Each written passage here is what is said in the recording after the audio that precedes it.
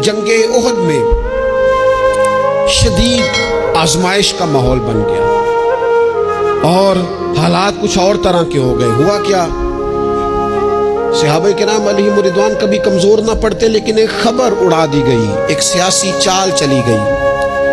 जिस तरह का तरीका होता है ना मायूसी फैलाने का, वो तरीका इस्तेमाल किया गया। कहा गया माज़अल्लाह सुम्मा माज़अल्लाह हुजूर को शहीद कर दिया गया।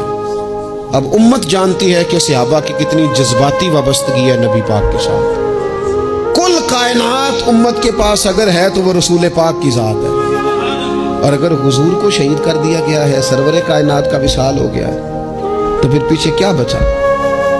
तबीयतें परेशान हो गई, रो रो के निढाल हो गए। हजरत अनस बिन मालिक रज़ी अल्लाह तआला अन्हु का जो नाम है ना, अनस, ये उनके चचा के नाम पर रखा गया था। उनके चचा का नाम था हजरत अनस बिन नदर रज़ी अल्लाह तआला। वो ना निकले मैदान उहद में जब पूरी तरह लोग परेशान थे, निढाल थे, तकलीफ में थे, कमजोर पड़े हुए, वो मैदान में निकले। कहा यहाँ क्यों बैठे हो? तो एक सहाबी ने बड़े दर्द से कहा, आपको पता है हुजूर का विसाल हो गया है, खबर है कि हुजूर को शहीद कर दिया गया।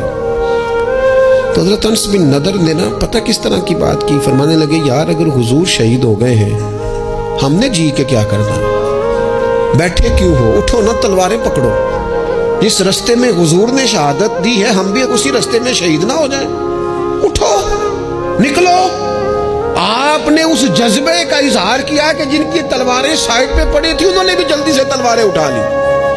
अल्लाहु अकबर कह के मैदान में कूदे, और उनके लफ्जों में इतनी ताकत थी कि जान पड़ गई। सहाबा कहते हैं मजमे में हजरत अनस बिन नदर कहने लगे इधर आओ, इधर दौड़ के आओ, मुझे तो वो देखो ओहद पहाड़ के अंदर से जन्नत की खुशबू आ भी रही है, वो देखो चंद कदमों पे जन्नत है, देखो।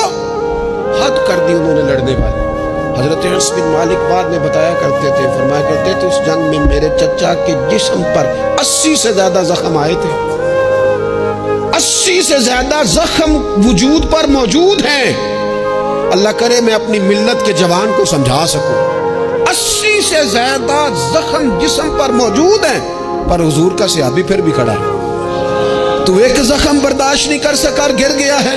जख्म पे जख्म खा के जी, खूने जिगर के घूंट पी, आह न कर लबों को सी, ये इश्क है को दिल लगी नहीं। तू तेरा चल ना इस सारे सफर में, तू थोड़ा सा ना बेड़ियों समेत सफर तय करने का मिजाज बना ना, जरा तपते हुए सहरा पर तेरे पांव जलें तो फिर तुझे पता चलेगा कि सफर किस तरह होता है। ये नाउमीदी का मिजाज नहीं, ये इस तरह की तबीयत नहीं जो हमारी तमाम सियासी जमातों ने मुल्क के अंदर अफरा तफरी फैला दी है और परेशानी कर दी है। हमें हिम्मत के साथ, हमें जज्बे के साथ, हमें शौक के साथ एक दूसरे को बहाल करना है। नबी पाक अलैहिस्सलाम ने फरमाया शोरबा ज्यादा पका लिया करो, पड़ोसी को भी शामिल कर लिया करो। फरमाया एक का खाना 2 खा लेंगे, 2 का खाना 3 खा लेंगे, 4 का खाना 6 खा लेंगे। एक दूसरे का बाजू थामो, एक दूसरे के लिए दरवाजा खोलो। मेरा रब तो बड़ा करीम है, जैसे जैसे बंदे एक दूसरे पे मेहरबानी करते जाते हैं, अल्लाह सब पर रहमत फरमाता है।